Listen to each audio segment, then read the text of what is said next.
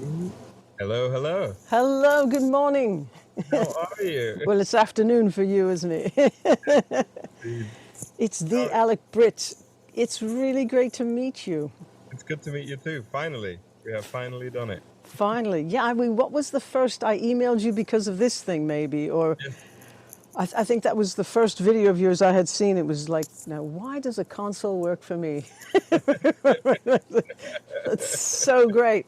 And you know what I loved? I just loved your energy, and I loved your musicianship and all the instruments you were playing in this other video I saw, and you sing well and write well, and I just thought, I like this guy. He does good art, and I want to get to know him, So I've been after you all these years.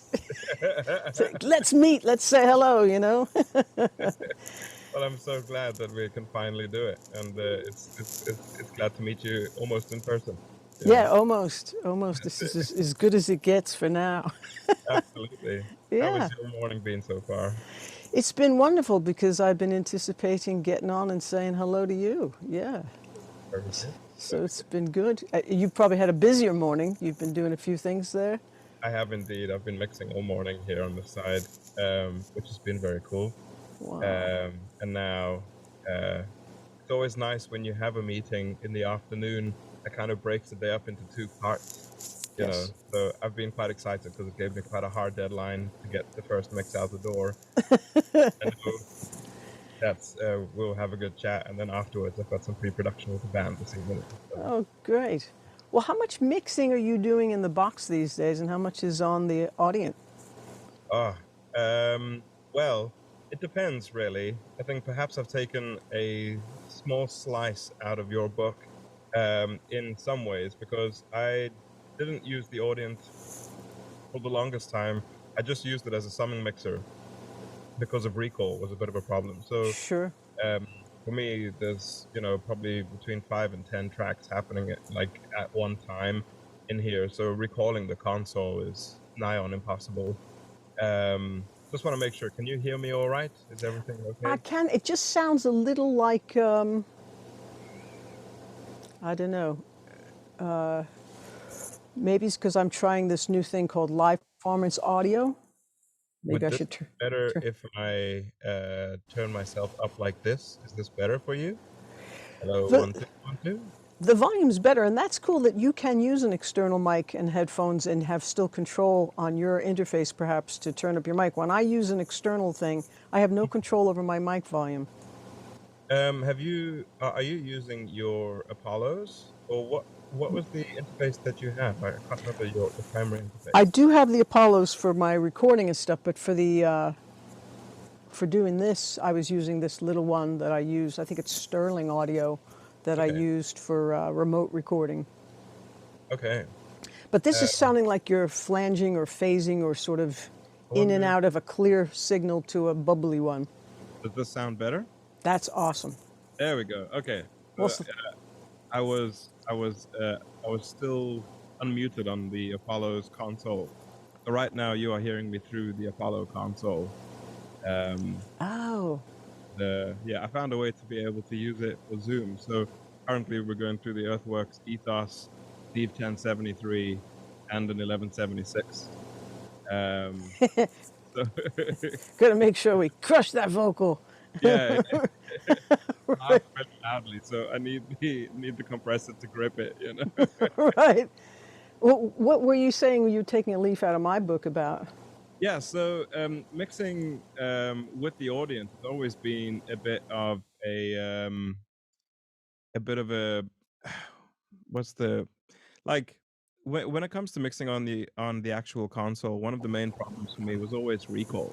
Sure. So there's nothing worse than that hopeless feeling when you're in a studio hundreds of miles away and you realize somebody goes, "Hey, can I get like a TV bounce of that track?"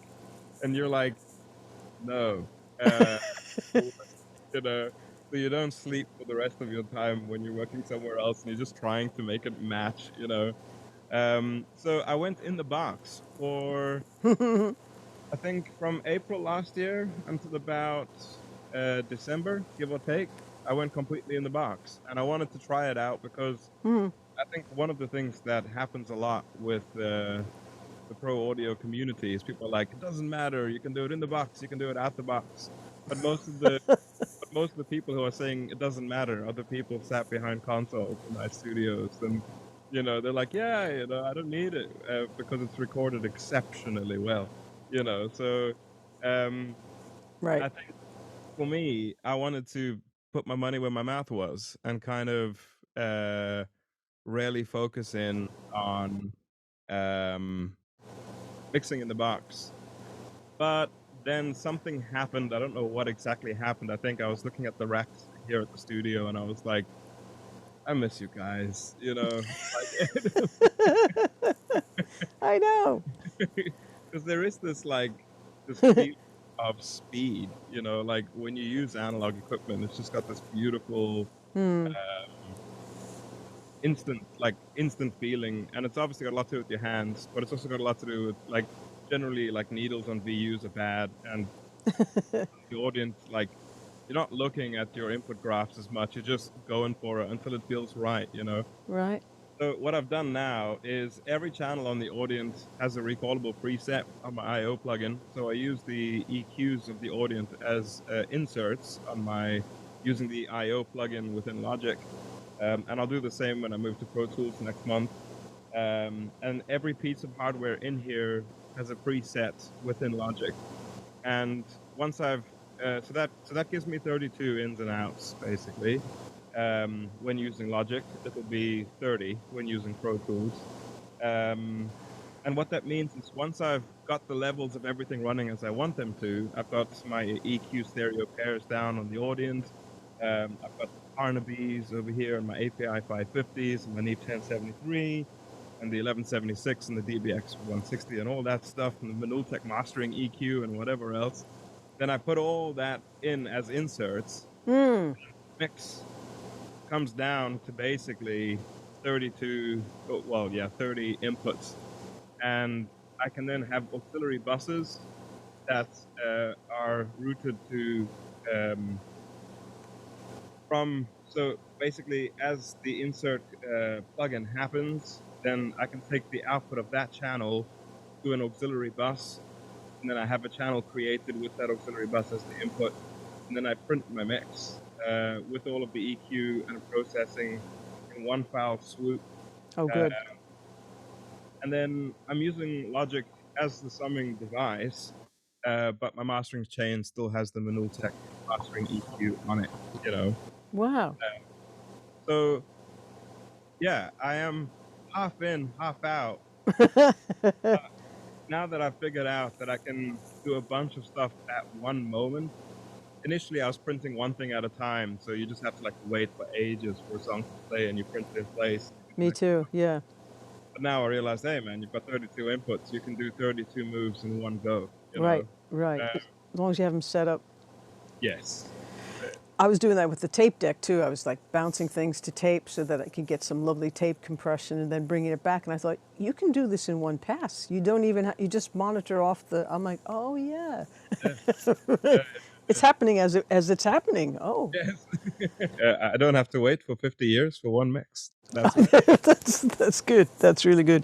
I know it's funny because if you talk to all the pros that worked on tape and worked on big consoles, they don't miss any of those messes and they don't want to go back to tape for anything.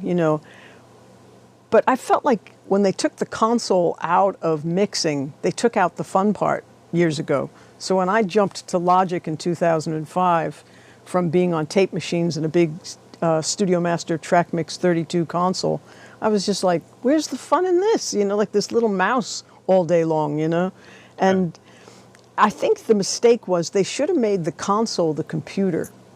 Because if everything was in the console and the screen was just a monitor, if you wanted one, like it would be all right there with automation and everything, and you'd still have all the wonderful tactile stuff. And I don't know, then it gets so compounded with they've changed the inputs of this, and now the CD burner's not in it, but it is in it, but it's not in it, but you need a separate CD burner, but now you need USB 3, but you had USB, but then you had this, now you need that.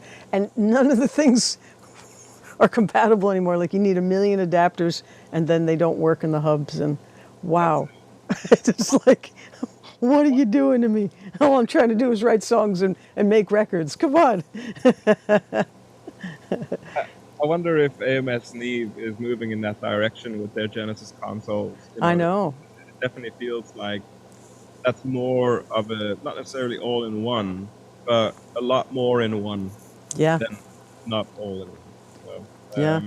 With that instant recallability, I love the sound of those consoles. I had a band that recently they wanted to retrack something they recorded recently, and it was their whole album was recorded on the Neve Genesis console with the 1073 pre's, but with the 88R EQs on it. It just had the stems, and we pulled the stems up, and it sounded like the mix was like 4 meters deep and like 6 meters wide. It was a wonderful feeling. Wow. Yeah. I originally wanted to get a Trident 88 or a 78 or a 68, and I liked the way they sounded, but I also liked that they were going to give me a big educator's discount. Oh, yeah. And I kept putting it off for years and years and years. And then I saw this thing come up used. And when they started talking about the integration and all the different ways you can connect it, I went, wait a minute, this is probably more like it. But I still find it interesting that, it's got the split and everything's on top of each other. Yes. It's nice that it's compact. I don't have to keep walking across the room to do stuff, but it's weird because of the limitations. You just don't get the full EQ on each channel then. And you Yes. don't, so it's like, well, what do I want to put on which?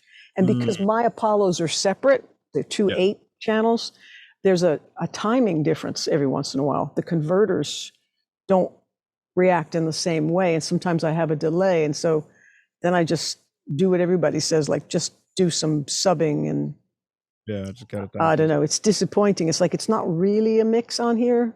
And how much of it should I mix there? But then this doesn't have any shelving. So I could do some shelving EQ over there. And it's like I have the best of both, but my brain is still stuck on one or the other. And I'm still trying to integrate how to think about it. Mm. I think what's wonderful, and I think we've kind of touched on this a bunch with our emails, is like the console will match your workflow to some extent, you know. So if you can think it, you can probably do it. It's one of my favorite things about the audience. I love that we both sat next to our audience right now. Uh, but unfortunately, there's certain things that it cannot do, and those things that it can't do, um, to for it to be able to do the things that we wanted to do like that, the price point is just impossible. Like Yeah. to be able to have a console to do everything is nigh on impossible. Yeah. Uh, but I think it's very much a sweet spot, with the exception of fader bypass. I think it's pretty much exactly what I need. Well, one of the things I found confusing when I first switched to Logic was that any channel with the flip of a button could be stereo. It was like, what? Yeah, It's like it doesn't have to take up extra space or anything. But now when you pump it back out, you've got to use 2 faders. yeah. It's like, hey, all of a sudden I'm down a few faders now because I'm trying to use the analog again. Yeah, yeah.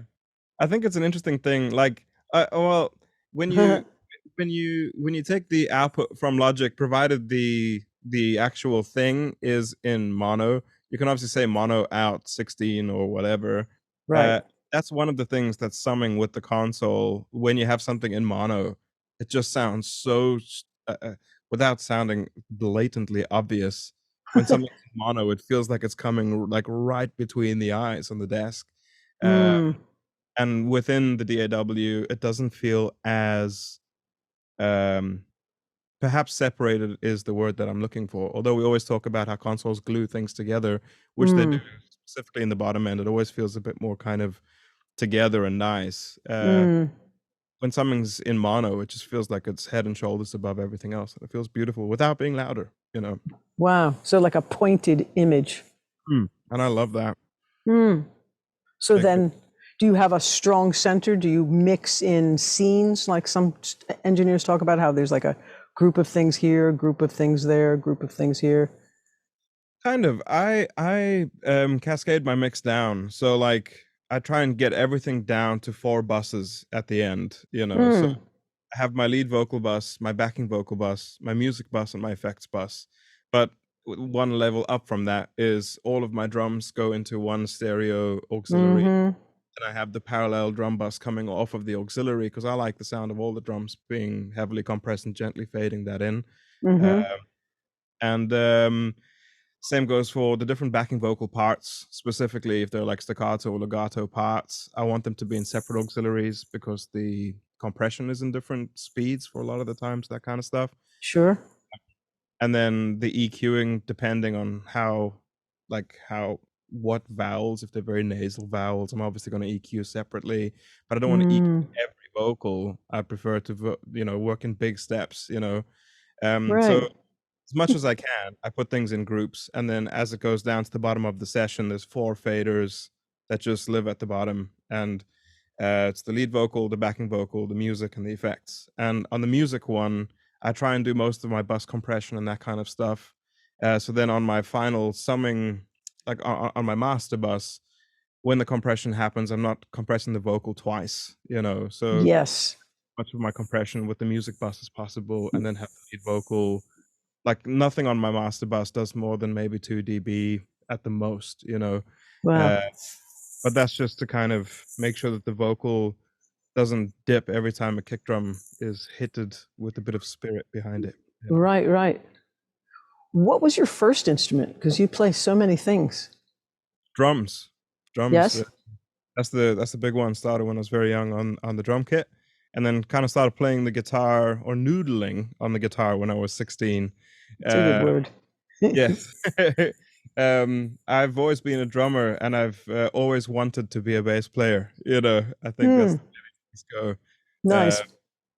but yeah, once I opened the recording studio with a partner of mine back then, um, a, a, a business partner from 2014. Once he left, I realized I had to learn how to play the guitar better Hmm. to be able to work with a singer-songwriter. If they just play whatever their primary instrument is, I'll do everything else for them. Oh, wow. Right. Yeah. Yeah, That's really cool. it's a lot of fun. I love it. Yeah. I can easily be a full band for myself, and I like playing with other folks as well. But what I really like about reaching out to other like minded folks like yourself is that we are the artists on planet Earth right now. You Mm, know, it's like we might not get a chance to be on the same bill performing to become friends, or we're not necessarily in the same country, as it turns out. But it's yeah. like in the old days, wouldn't have you loved to have been the neighbor of Jeff Lynne, or one of George Harrison's guitar buddies that he's always visiting and bringing Yeah. ukuleles over to play together? It's like, yes, I would like that kind of company. So that's how this whole thing started. And that's why I was pestering you even to say, let's collaborate on something, because it was just in the spirit of fun. I think what happens with so many people is they get a little competitive, as if it's a sport or something, and everything is I don't know, it's really serious kind of a thing. But maybe it's because I'm older now. I'm like, I want to be a little bit more open to possibilities and just more fun, basically. Yeah, absolutely.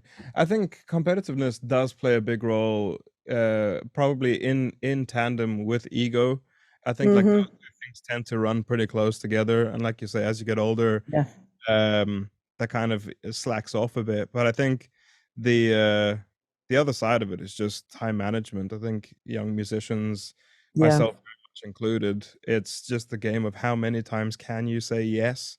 Mm-hmm. And then eventually you're somehow living 30 hours in one day, it's just Yeah. mathematics, And and then you can't, like, that just hits like a threshold where you can't do more. Uh, absolutely. Yeah. that to me is kind of the thing that more recently, specifically over the last year, has been one of the harder things, is to say no, but also obey the fact that if I say no, it means that I'm also spend time by myself or with somebody that's not musically related. I have to look after the Right. actual human part. Yeah. The actual Alec life. Yeah, the Yeah. thing the thing that makes the good music happen is Right. nothing to do with music, you know? And the taking care of yourself, which you seem to do a good job of too. I mean, I like the way you sign off your videos and wish everybody well, and you just seem like an overall nice guy. And I think what's cool is most people are pretty decent human beings if they're not being squashed. You know, it's like if you can get enough sleep and get your needs met, most people want a peaceful life and want to have a good time. Absolutely right. Right. So we've got to let everybody do that so they can rebound and get their energy back. I think that's one of the things that was not taught to me in university is the importance. My brother once said something to me when I was in university, and he said, "Remember, time off is as important as time on." And Good. at that point in my life, I was of the "I will sleep when I'm dead" mentality. You know, there's that very like powerful place that you find yourself in. That'll be Uh, sooner than you think if you keep it up. which is exactly what he said to me. Is he an older brother, I guess? Yes, 4 Yeah. years. He's old. Okay. Smart And, man. yes, 100%. And I think, like, that's something that is lost from the times in the past, you know, studios used to run, 2 shifts a day, but, Mm, like, everybody had to have a day off at some point, you know, and it might have been, you know, there was enough engineers or there was enough musicians that mm, Sunday was not your day in and somebody else would come in, or you'd have half a day off and come in mm-hmm, session or vice versa, you know? But obviously, as jobs have disappeared and as big studios have closed, uh, mm. us as independents have to kind of figure out, oh, 1 day a week isn't a crime. In fact, 2 days a week is probably advisable to have off for your career and also for your That's what makes my job being a professor a little unnormal because I have more time off than anybody. It's like you work 3 days a week, you're full time, and you have 4 days a week off. 4 days a week off every week, and so I'm always looking for creative company, and nobody else has the time, so you end up waiting for a lot of folks, you know. But yeah, I've never liked the way classes and studios and computer companies and all those people are like, work these people to death around the clock and prove their loyalty to the company or the brand or to the artist. Like, I will kill myself for you to get this record out the door. I just disagree with that on so many levels. And because I never wanted to do it, I've never put myself in those kinds of cutthroat situations. But when I was assisting, like at Blue Jay recording, I've seen some serious, dangerous things happen to people who were rushing and hurting themselves and not realizing they left a razor blade on the console and wrapped up the tape, and you know, and I'm dashing to the supermarket to get them things to wrap themselves up, and they think the session should continue, and I'm thinking they should be in the hospital getting stitches, you know. So it's like rushing and killing yourself for somebody is not going to last long, you know. um, And you're not necessarily going to get the best out of your players or your people or the mix or anything else. So I don't know. I disagree with most of the teachers who are like, you got to be serious, and if you don't do it, someone else will. It's like, absolutely. Absolutely. One of the best things that I ever did was enforce the session times in the studio here. And I remember the first time I had some session players coming over and they had booked off the whole day. And I said, well, you arrive at 10 and you'll be out the door by 6:30 at the latest. I know I want you to play. That's what will happen. And you'll get paid the same whether you leave at 4 or 6:30. But one thing that will not happen is you leave at 1 a.m. That's not going to happen, you know, yeah, yeah. because The door's locked. yeah, yeah. I leave at 6:30. My assistant comes in after me at 6:30 and works on the stuff that we've been tracking during the day, you know? So I think you need to have boundaries, you know? Yes, yes. And a good schedule like that. Like anytime I'm doing something, it's like, well, we're going to break to eat here.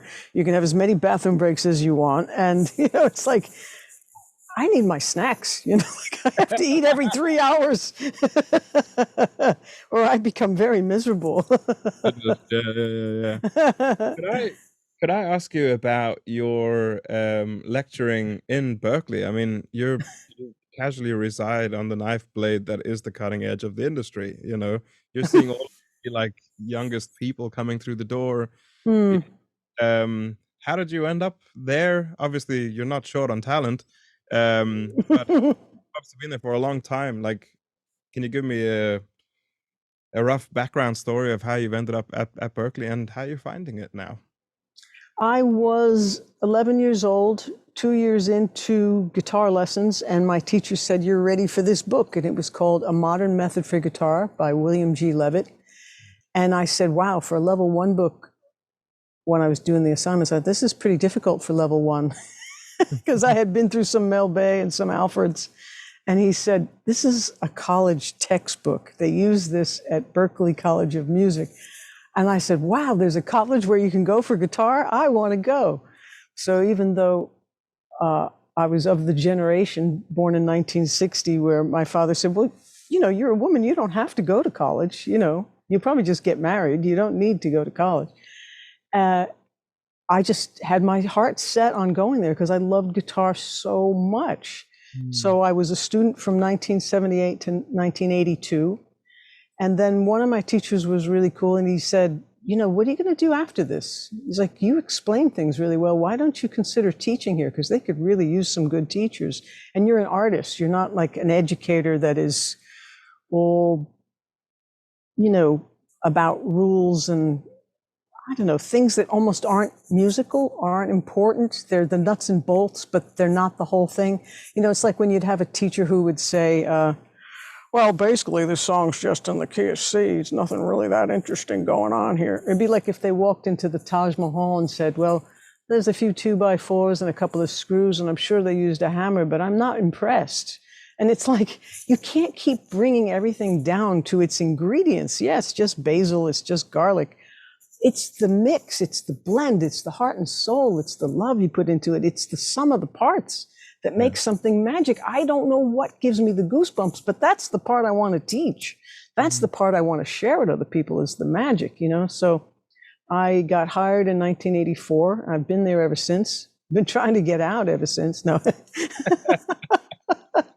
And most of the time, it's just fantastic to be with young folks who are as passionate and really wanting to work. But I've seen such a major decline in anybody doing anything serious with instruments because, you know, it's hip to say, I have ADHD, or I can't focus, or I can't this, or I can't that, and I have this label and that label and this medication. And you're like, wait, I think we've all had anxiety. Doesn't mean that you have anything special. You know, like, you don't have to have that label if you don't want it, you know? And so in some instances, I think people are hiding behind things. Like Eric Mazel was saying to me, do they have trouble playing their video games? They can spend 6 hours in a row on the phone doing what they like, right? And it's like, so they don't really have that. They just have this fear about getting into the real thing, you know? So I don't know, there's been a lot of changes. I don't see as many amazing instrumentalists as I used to. There never seemed to be enough really good guitar teachers everywhere to get people up to speed, to be really ready for college guitar. But it just depends on who you get. Sometimes you just get folks that blow you away, and they're just really wonderful and passionate and really good at what they do. But now I think everybody and his brother wants to be a producer, which has gotten to be the loosest definition, right? Because it used to mean something completely different. And now all they want to do is make beats. They don't even want to learn how to play anything. So, I find it fascinating. I find it yeah, fascinating. tell me. Here in Liverpool, we have I guess not too dissimilar to where you are. There's a weirdly high musician to civilian ratio, uh, because because there's five, like, Weirdly high. yeah, there's five universities nearby that all have music courses on them, um, and there definitely felt like there was, I wouldn't say a drop, but it felt like the musicality aspect of being a musician was waning a little bit. Like Yes.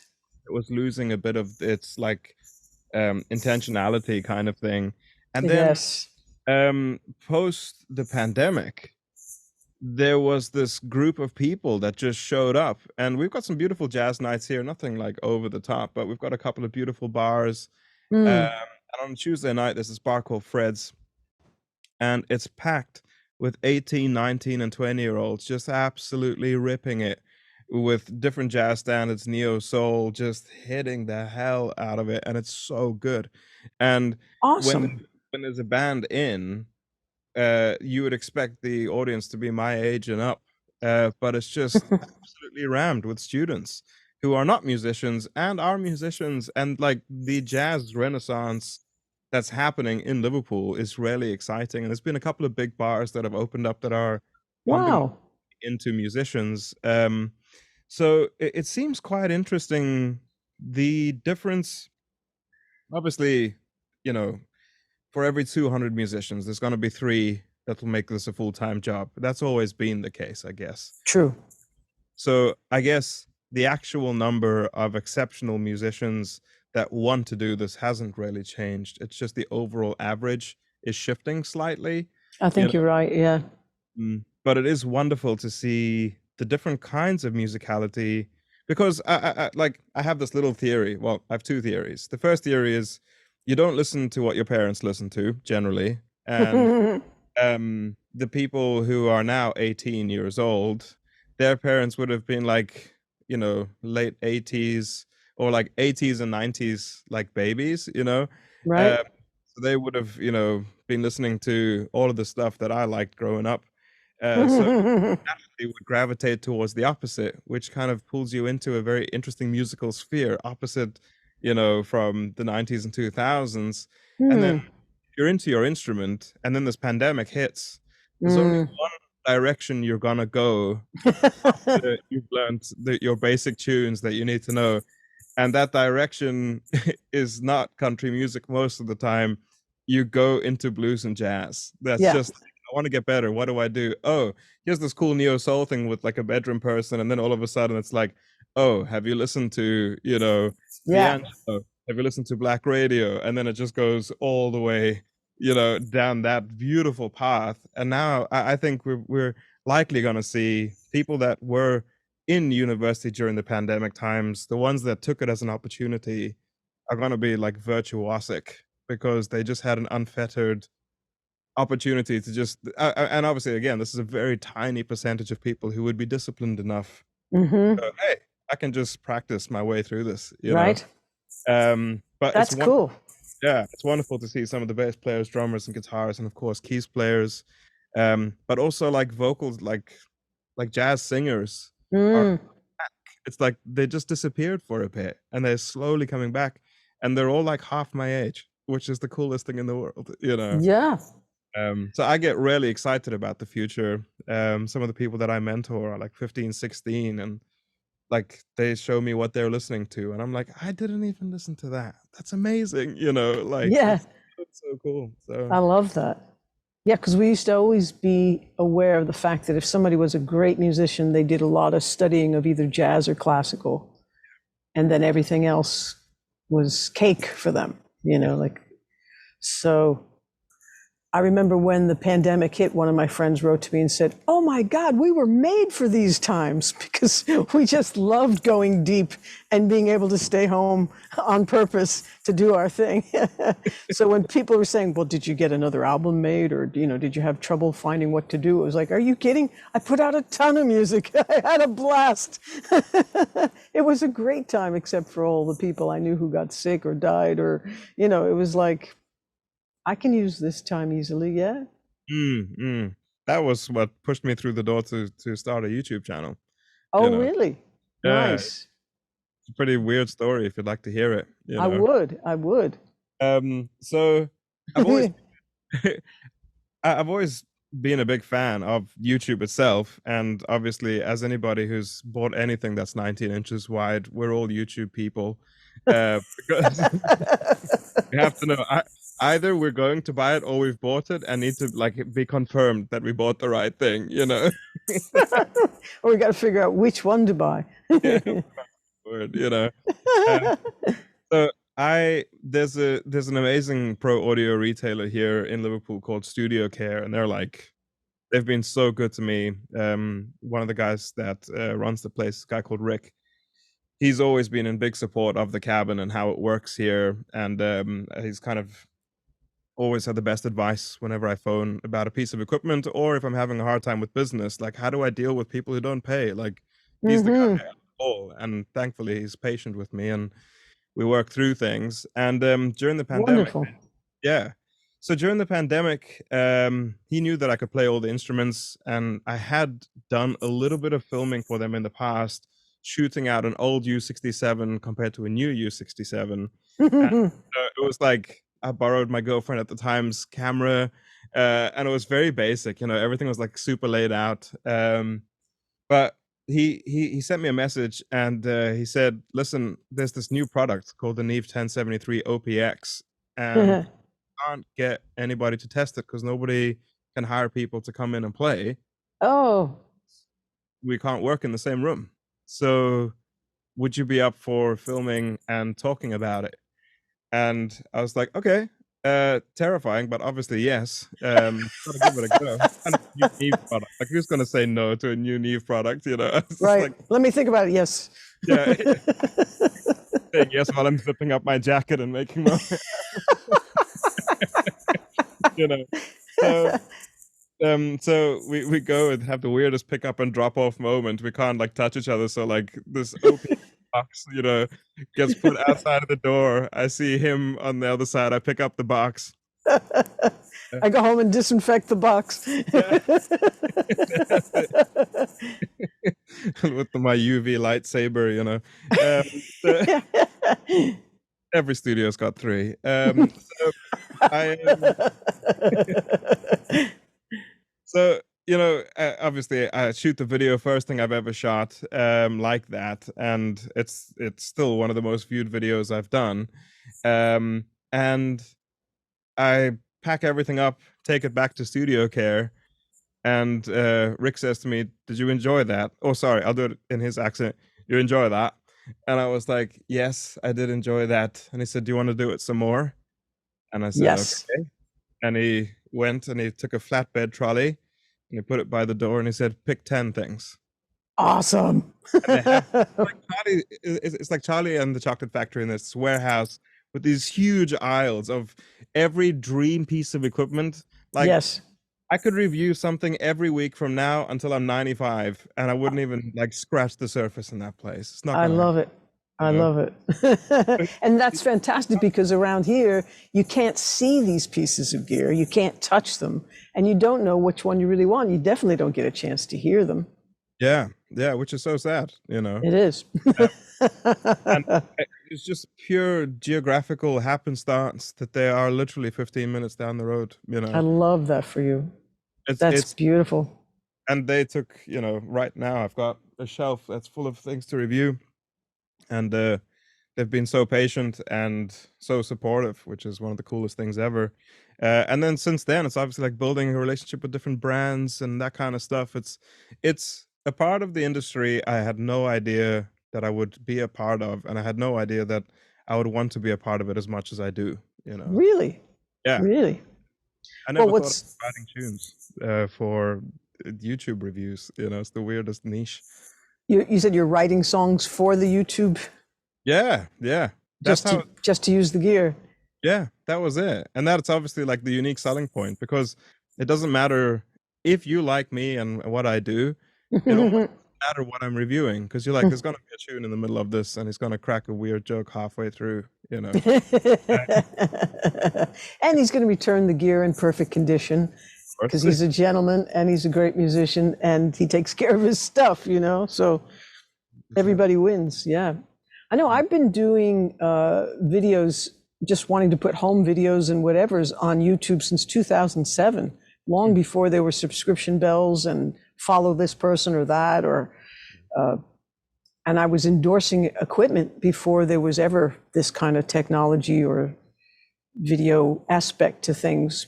Yeah. So I just showing students gear, bringing gear to school, and new guitars, microphones, whatever we were working on at the time. And it's wonderful now to have this visual to go with it all, and to do it once and then not have to schlep the gear to school and just say, here, watch this video. Yeah, that's it, man. That's So great. wonderful. How have you found, uh, because obviously you've been nerding out on gear forever, these days, like there's so much new gear coming out. Um, I have the theory that most new stuff that comes out sounds pretty solid, like there Mm. was a bit of a rough time in like the 90s and early 2000s where things started to sound a bit weird.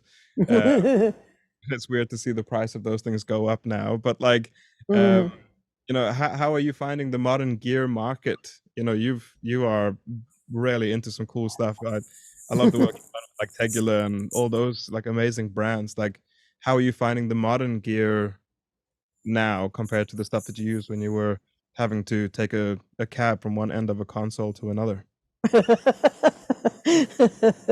uh, I didn't have access to some of the coolest gear back then. In fact, when I got my UA Apollos in 2014, I didn't even know the names of the gears. I didn't have an 1176 mindset or a Neve 1073. Like, I didn't know what any of those things were because in my world where I could rent gear from this particular company, it was all Alesis or TIAC or Tascam or, it wasn't high end, beautiful stuff, even though they did fingerprint you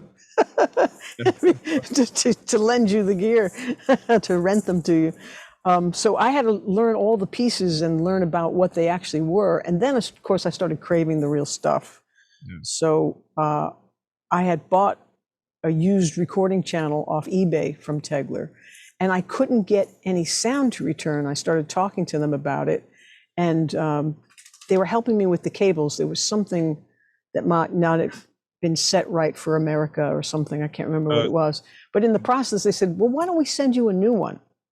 And they just gave me that piece of gear.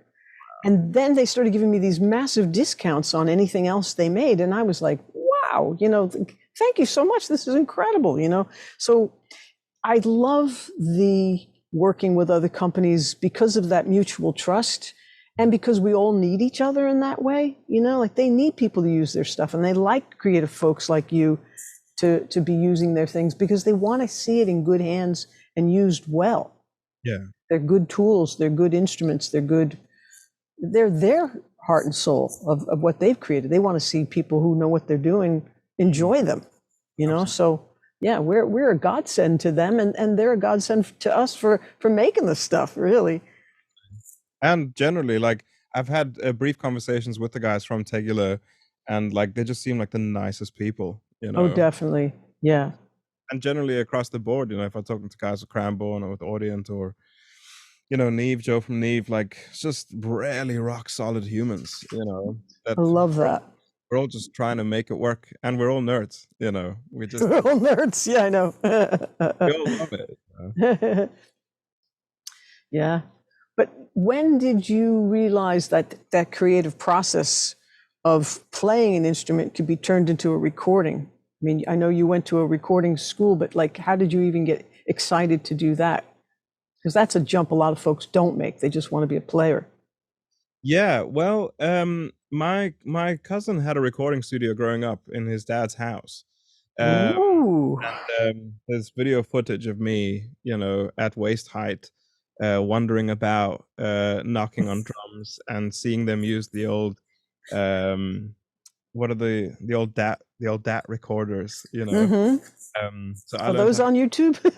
So, but maybe one day, my cousin has worked through a lot of the footage, and it's all labeled now. So I'll ask for a link, and there might be a history video if anybody cares. It just feels like a very like vain thing to make.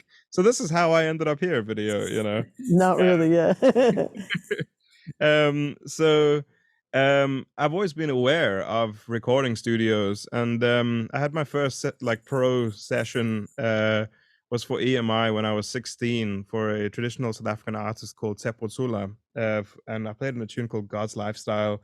Um, which obviously now listening back to it, like you can hear it's a 16-year-old playing the drums. But at the time, the that whole like moment of their drummer couldn't make the session, and I was at home, and Mm, phone, and he was like, "Hey, the producer heard you sound checking the drums today. Do you want to come in and play on this thing?"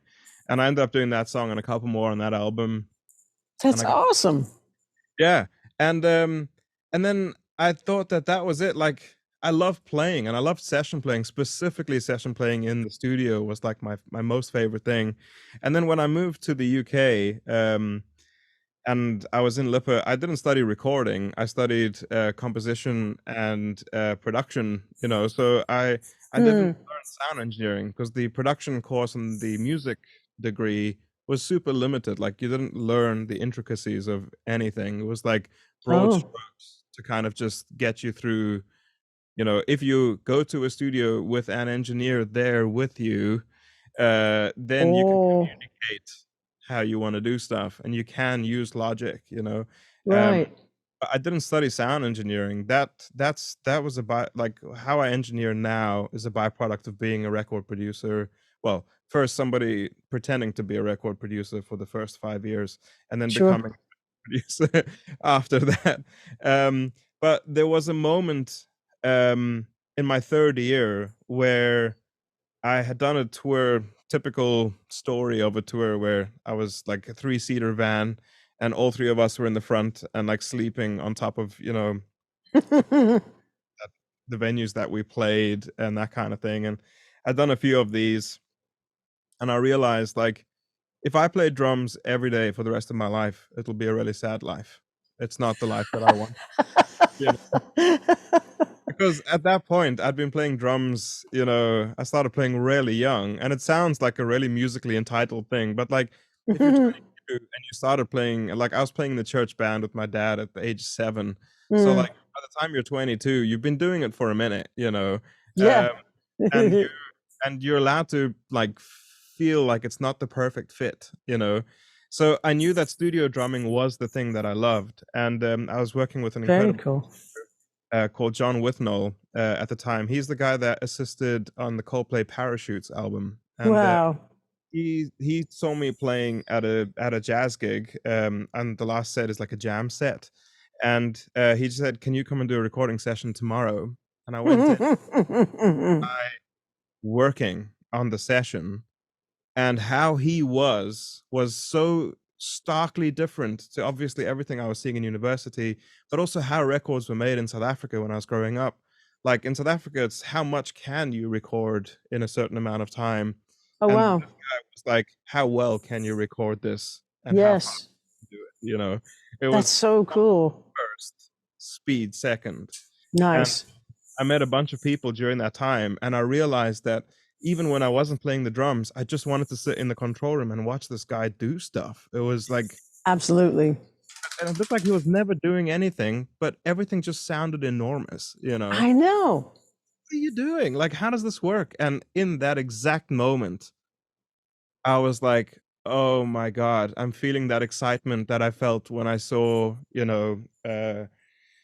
Nathan East and Harvey Mason playing for the first time. Like I remember that moment when I saw them live and drumming wise, that like Mm, massive, like huge amount of passion in me.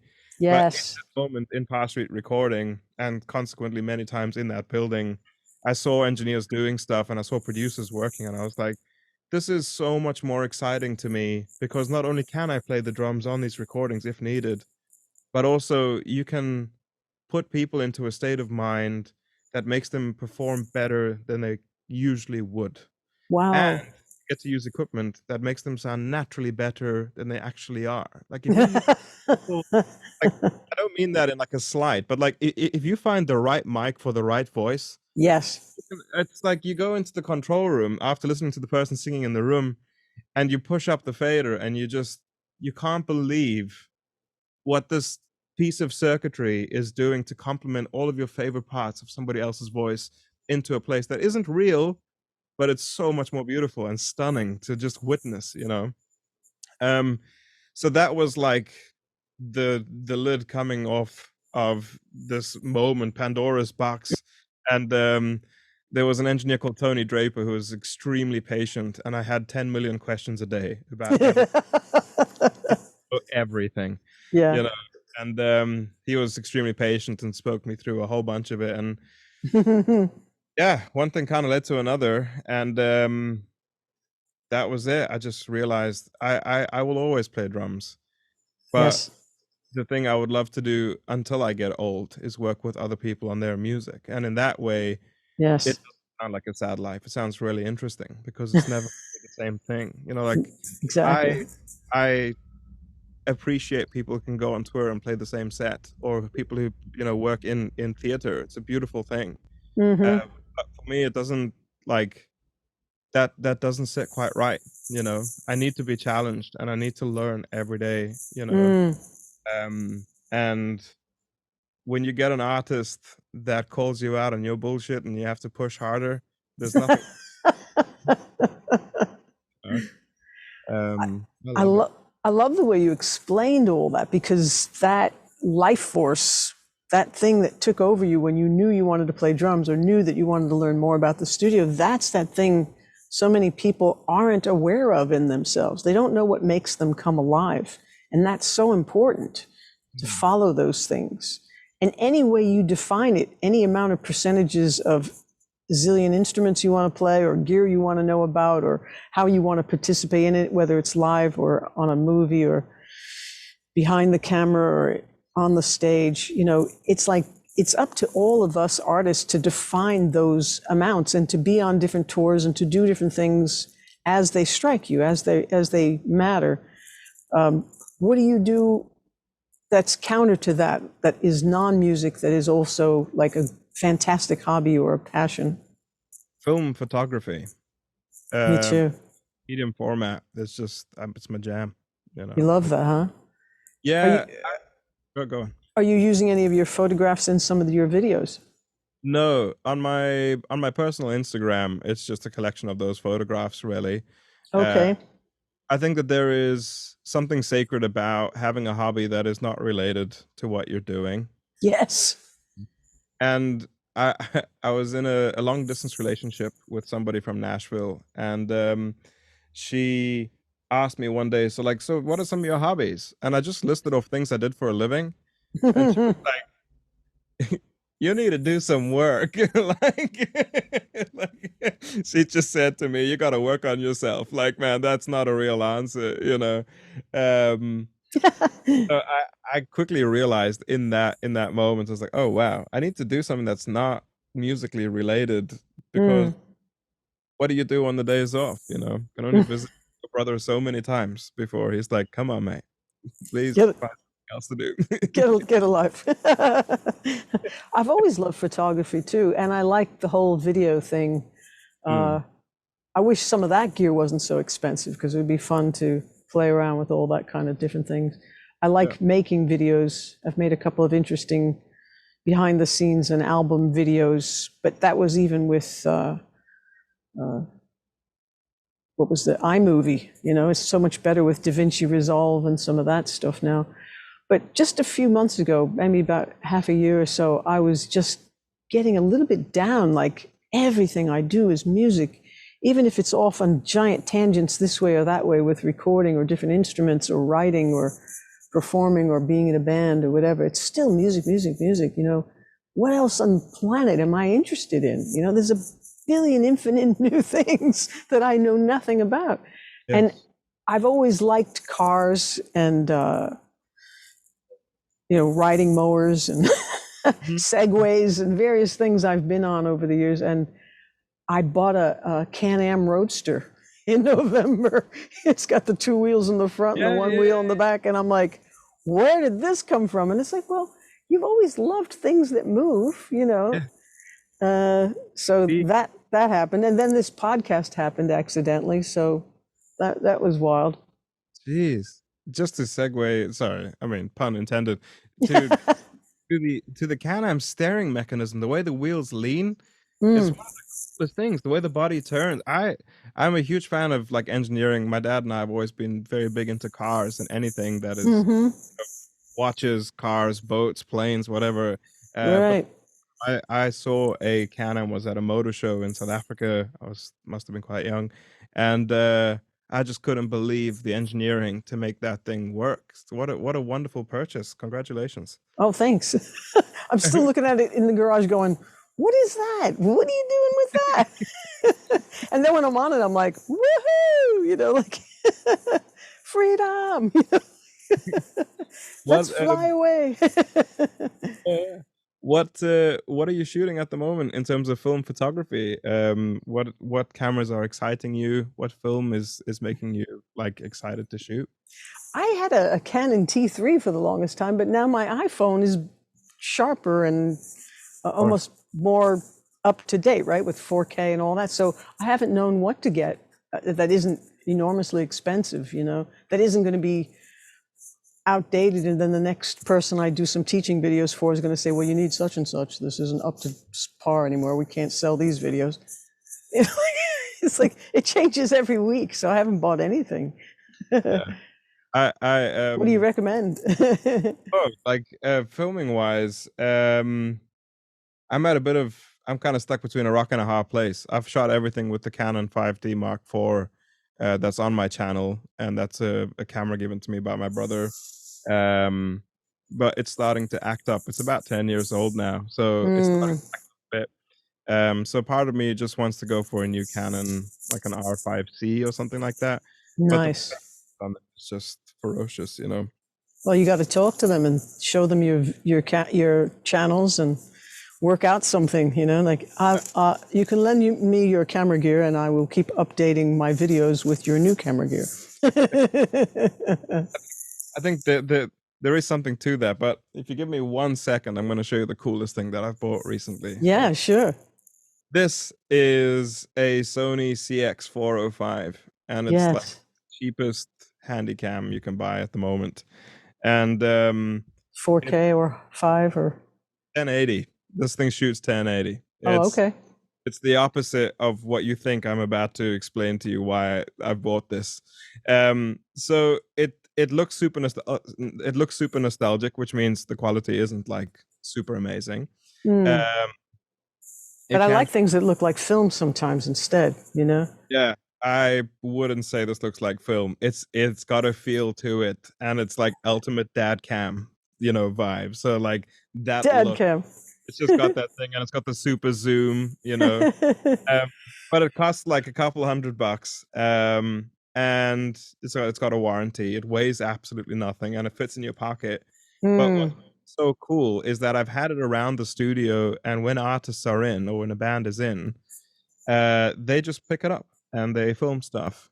And when we go and have lunch or if we go out for dinner at the end of the project, they make sure like they are the ones that say, "Don't forget the dad cam," and they'll film themselves walking down the street. I had some guys over from Switzerland recently, and like they just loved the idea of this. And what I found really interesting about it is because the quality is not going to be great, Mm.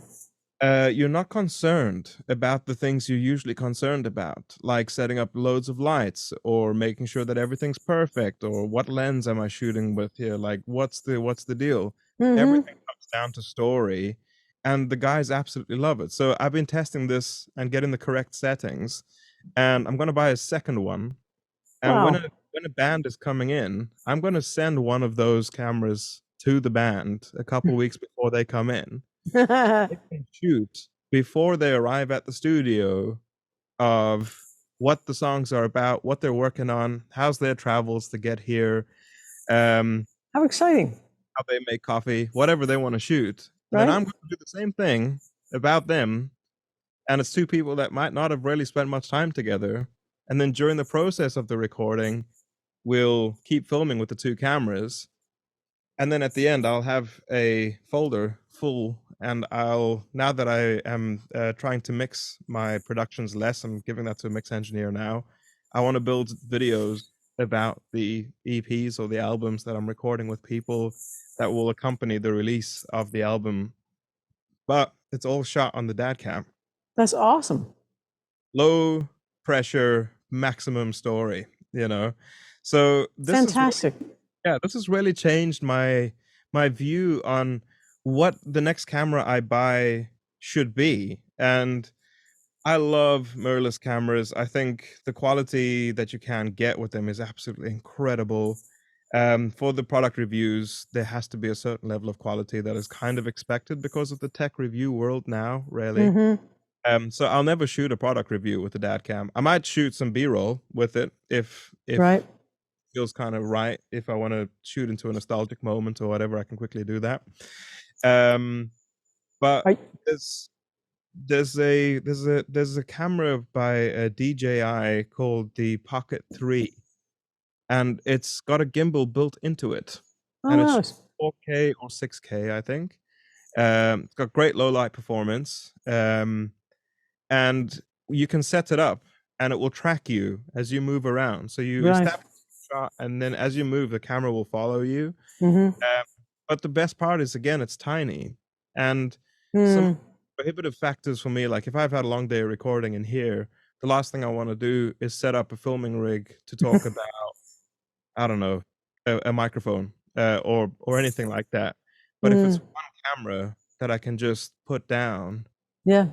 then there's no barrier of entry. It's already done. Just hop in, high quality, beautiful, you know. So whatever the next camera I buy is, I'm sure that a really high level mirrorless will always be part of the arsenal because for the Mm-hmm. B-roll and that stuff will have to be beautiful. But for some of the other video plans that I have coming up, um, I don't want to have to think about the camera. It's the Nice. last about, you know. Yeah. It's the same reason why we have everything plugged in all the time. The last thing you want to think about is a patch cable. When you've got the idea, it's time to go, you know. Right. Now, do you use DaVinci Resolve to put it all together? Final Cut Pro for me. Okay. Cool. Yeah. Uh, it does a great job. I think Resolve is a far better program, especially when it comes to like color grading and all that side of things. I think it's Mm. flexible, and they seem slightly more on the pulse with things like tracking and that kind of stuff. It's really Mm. Yeah. beautiful, and it's also an industry standard. So another cousin of mine works. He does a lot of like cinematography and editing for Netflix, and Oh, sweet. he uses DaVinci Resolve. So Wow. that's probably a good sign. You know. Fantastic. Yeah.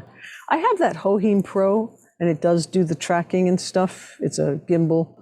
But it came, I also got an external mic that works with all that, but you can never tell when the mic is on or if it's actually working. And I don't like that you can't see levels of sound. I don't want to do a whole thing. And then if I do a test, if you walk away for a second, you don't know if things have automatically shut themselves off.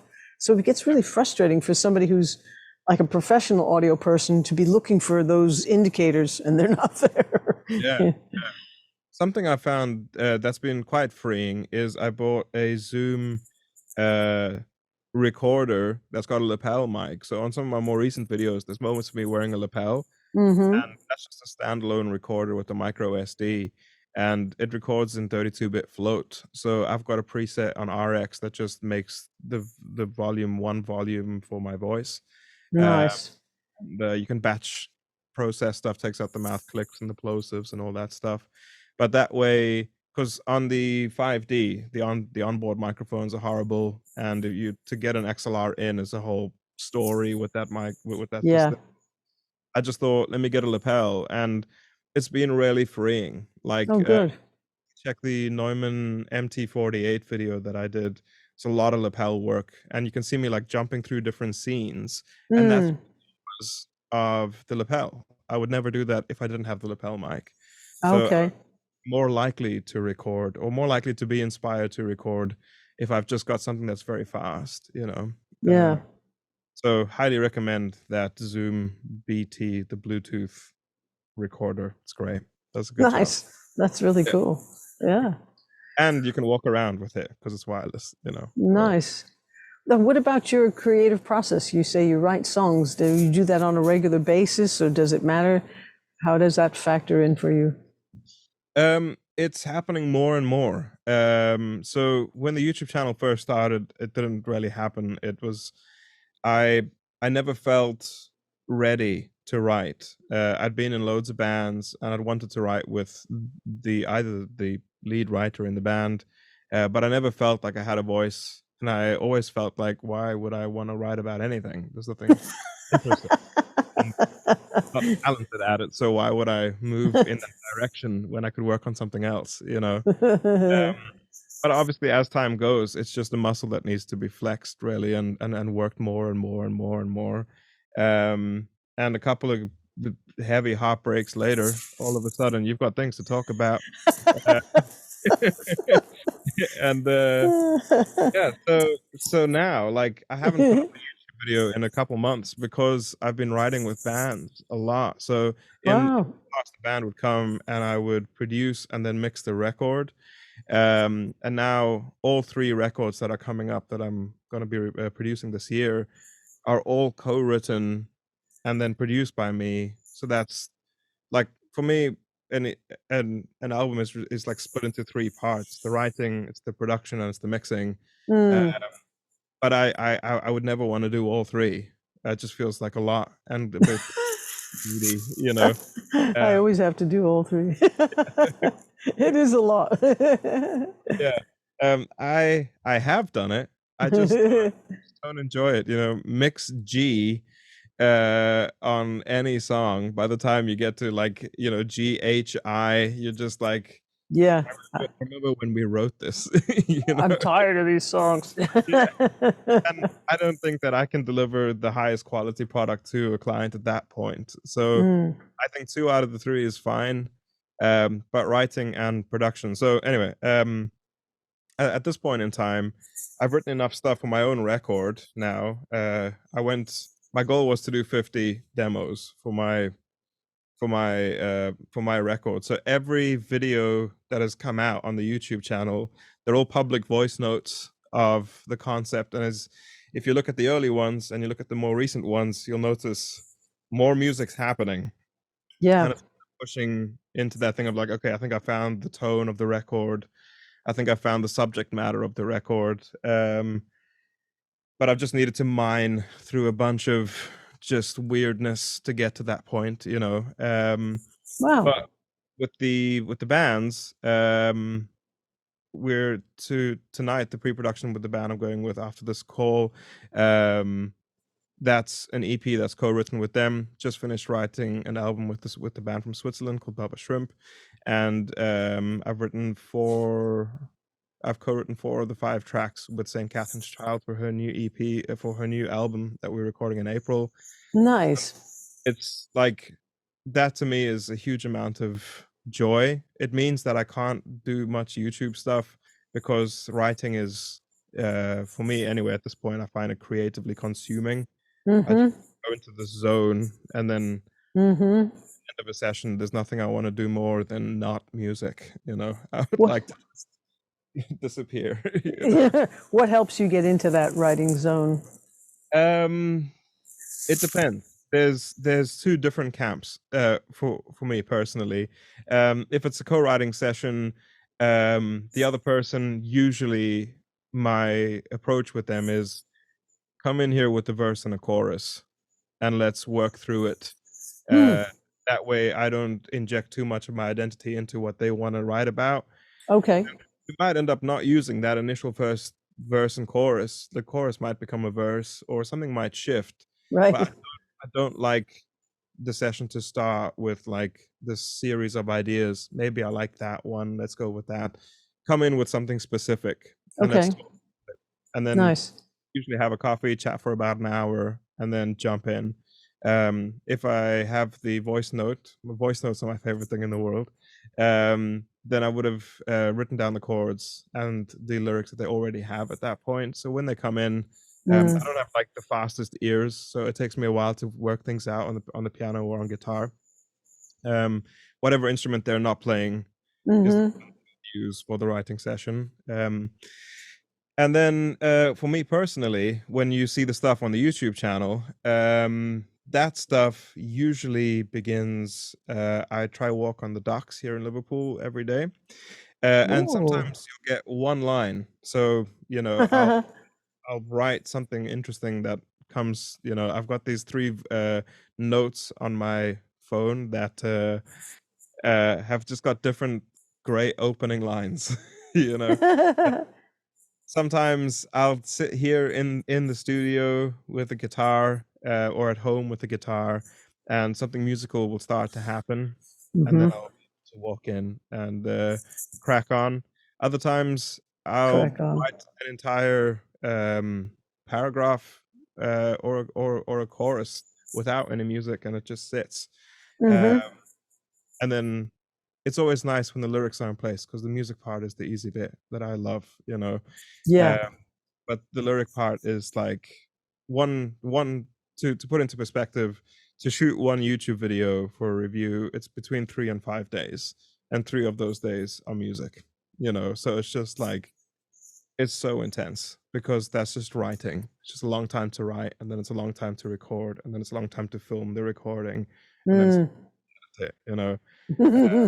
So we don't make our lives any easier by doing everything ourselves, but at the same time, I think it's really important. It's the writing process is varied, Mm-hmm. but the the roots always start when it's a co-write with the other person. I let them take the lead, Mm-hmm. and if it's and if they're co-writing with me, then I have something ready to go when they walk in. So the same relationship goes the other way. And Mm. if it's with myself, then I'm uh, far too picky, and thank God for the notes app on the phone. So just Have you heard of a book called Writing Down the Bones by Natalie Goldberg? oh Or have you ever done any free association or object writing? no, These were a couple of lyric tricks that I remember Pat Pattison teaching us when I was a student. And you just take a blank piece of paper and scribble anything. Like, how am I even going to get through this week? I don't have too much to do. I have to do that video on Tuesday. I wanted to check out that new camera. And I promised Rick I'd pick up that piece of gear by Friday. You know, like you just, whatever. It's not a journal entry, and it's not it's sort of a brain dump. But then you could be, why don't they call back, or when are they going to set up that session, or when am I ever going to get the dog, and why don't I have a Can-Am, or whatever. You know, like it just keeps going, and before you know it, because you've primed the pump and your pen is moving. And I love either scribbling on the computer, word processing, or how a fountain pen will feel on smooth paper. I just like the process of writing, even though I have nothing to say yet. And sometimes I get into stupid rhymes and funny little cadences and various things, but I just leave it. I date it and leave it. And then when I have a little guitar idea, I go flipping through my book of nonsense and looking for something to sing or say or latch onto. And sometimes a phrase stands out. interesting. And then because I sing that, and it sounds important now because it's being sung rather than reading a silly thing I scribbled, my brain takes it someplace else and finishes the sentence, or all of a sudden lyrics start happening because of the little moment there and how I'm feeling today, you know? And one time I asked a class to do this, come in, read your blurbs, then read the lyric you wrote from it, then play us the song. And this one guy did this really weird thing with one word separated by commas. Cool. And he read it to us, and we were like, dude, that's just insane. Like, why would you do that? You know, like, you didn't do the assignment right, you know? And then he read us the lyric, and we all went, ooh. And then he played us the song, and we all fell over because we loved it so much. And we all went home and said, I want to do that. And that's exactly what I did. Went home and did little single words separated by commas. And then about a month later, I was sitting in the backyard with a guitar and wrote this song called Sometimes, because I loved the little guitar bit. And I went in and grabbed that book, and I was beyond talk because I didn't have my voice. I had a cold. And my brain said, I'm tired and needing this change. And I finished that line, and then I realized I was saying behind lights, because they had star-filled ceiling as a phrase on there, because I was in my room and there were fake stars on the ceiling. And all of a sudden these sentences started happening, and it's one of my favorite songs. It's called Sometimes, and I feel like George Harrison channeled it through me, because it sounds like a George tune, you know? And it's like just trying to exercise that creative muscle, and even trying to feel a little bit more equal with it's easy to write melodies and find chords as it is to find lyrics. I never think that way. I always think, because I don't read 150 books like my friend does, and I don't play with words or do the Wordle every day or the New York Times puzzles and Genius and all those things. I don't play with words enough to have enough words in my brain, in my arsenal, in my bag of tricks, but I've got a million guitar ideas because I'm always playing, right? So it's like whatever you focus on, you get more of. And of course, whatever you appreciate appreciates, and whatever you depreciate depreciates. So it's good to just try to keep your spirits up and to play with whatever part you need. And just know, as you probably already do, that you're going to come up with something in a few hours or by the end of the week or Yeah. however long it takes. I mean, some songs take months or years, but some songs you're done in an hour. It's just amazing. And it's so much fun playing with the pieces that make up all these songs because they seem like they come out of nowhere. It's like magic, Yeah. So that euphoric feeling is a whole other brand of life force that I'm crazy about. And then I think, well, why am I not writing more often? Because it feels amazing to play with creation, to play with that power, Absolutely. I've had such an interesting relationship with lyrics. Like I would say kind of halfway through last year, the pressure of lyrics has reduced dramatically. Oh, And good. one of the main reasons there was a mostly conscious effort um of looking through the albums that I really enjoy and talking to the artists that I love recording.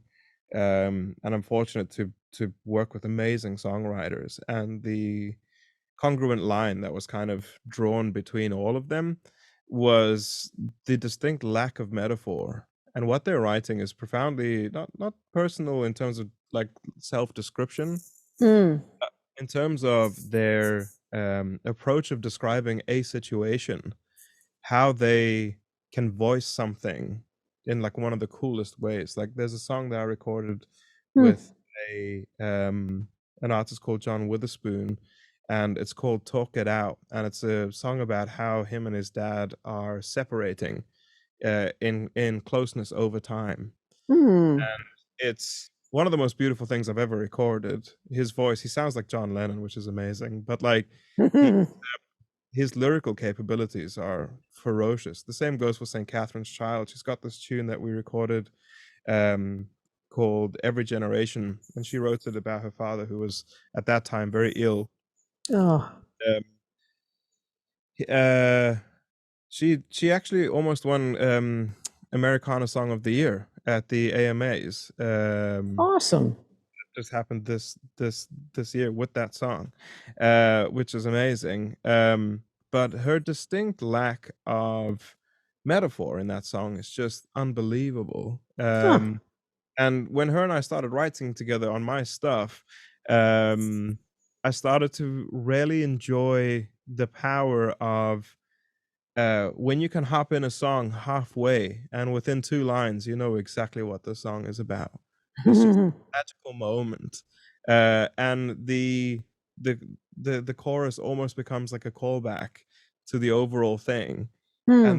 and the verses progress time, you know, and it was this beautiful like relief moment. It's like if I sing about something that I really care about or really feel honestly, Hmm. have to come up with anything. I don't have to reach too far. And again, maybe in 6 months this will change completely because that's what happens creatively. But right Hmm. now, I'm loving being able to write what I'm feeling in a way that feels completely honest. And as you get older, you start to see the shape of relationships, not necessarily romantic ones, but like there's the space in between happy and sad, or sad and Hmm. there's these little markers halfway between these big emotions that are really beautiful to write about, and I've started to really enjoy that. And sometimes you Hmm. can exactly how it is, and sometimes you have to tee it up and then pay it off. And it's like a really nice feeling to go like, but I already know how the story goes, you know. How much of it do you feel is coming through in the lyric and how much is in the harmony or the melody? Because I feel like the production enhances all of that and sometimes gives it the more poignant meaning that I need. I think that it depends. Like, if you asked me this question 2 years ago, I would say probably 60/40, 60 lyrics, 40% production. Mm-hmm.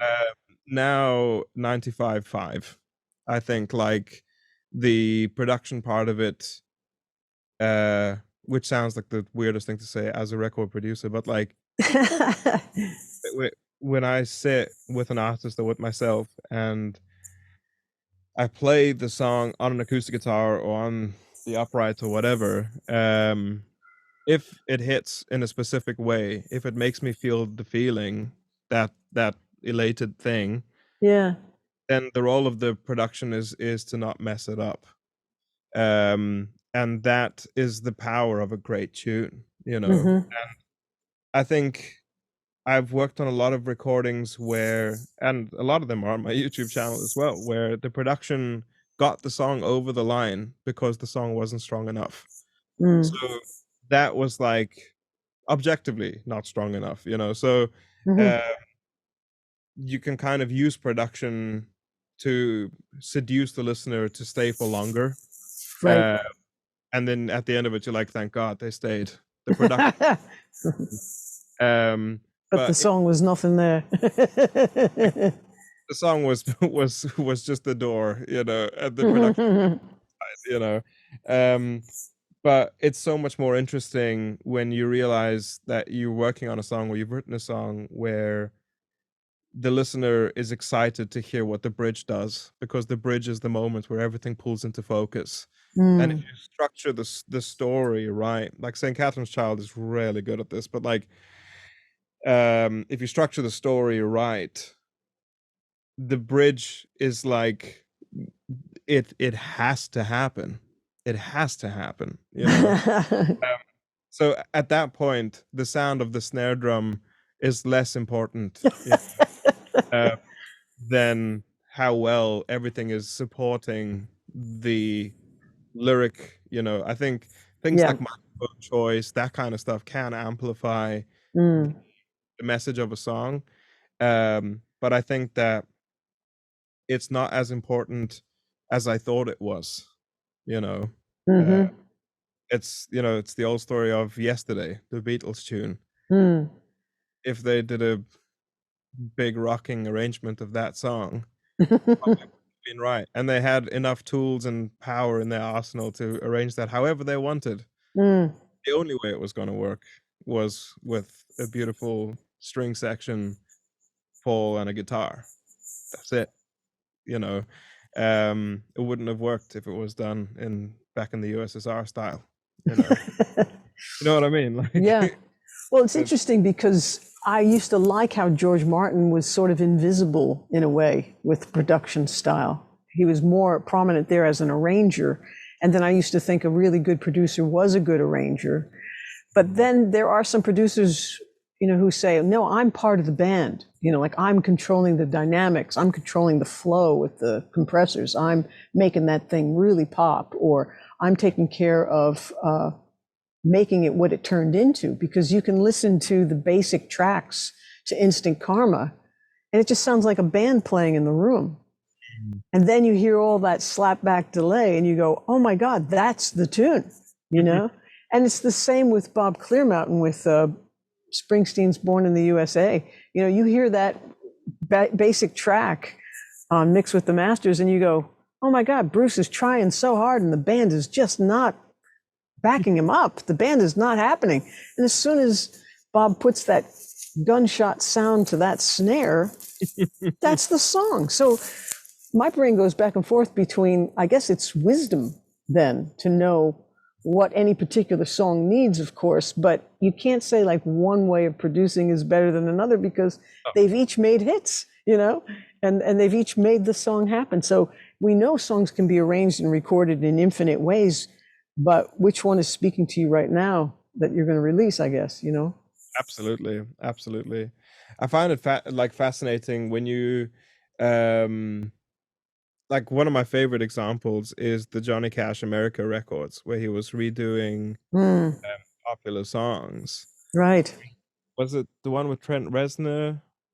Was it what was the name of the tune?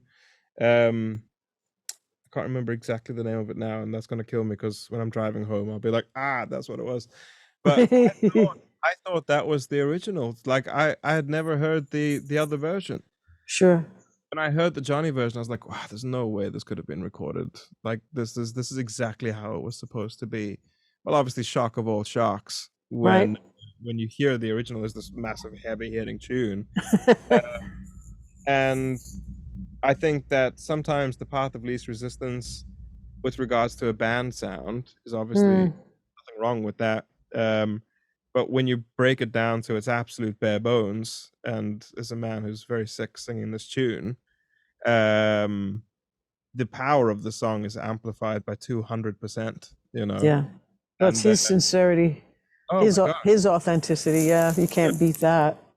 Because you But listen in how he's feeling at that moment as well, which is rough, you know? exactly. But like, as soon as you said which one is the original, it's like Phil Collins doing "Groovy Kind of Love," and the Sonny and Cher version. You're like, whoa. That's the same song? Because one I was ignoring and the other one I was crying. I find it I find it fascinating, and I love the fact that if you ask me this question next year this time, I'll answer it differently again, you Oh, know? exactly. It's ever evolving. Big And time. getting back to object writing for a second, that's more specific. You know, like one time I said, okay, window, go. Just for Mhm. 15 minutes, write everything you're thinking about a window. And I'm like, I know I want to play with words, but this is ridiculous. I don't care about the damn window right now. But I wrote silly things like, I can see through, I can see you. I was pretending somebody was standing outside and I could see them. It's like, I can't touch you, but you can see me. I can almost hear you. You know, I see the light. I see the this, whatever like that. And I was like, and you put it away. And Yeah. then you come back with a music idea and you start singing it. And it turns into one of your favorite songs. And you would have bet $1,000,000 that you would never put that in a tune, that it would never be that. Or I was writing about a painting. And then all those descriptions about the painting and the layers of paint and stuff became a love song. And I was using the descriptive words to speak about people. And it all of a sudden sounded like I knew so much about relationships because I was saying shades of many ways about you instead of shades of many colors.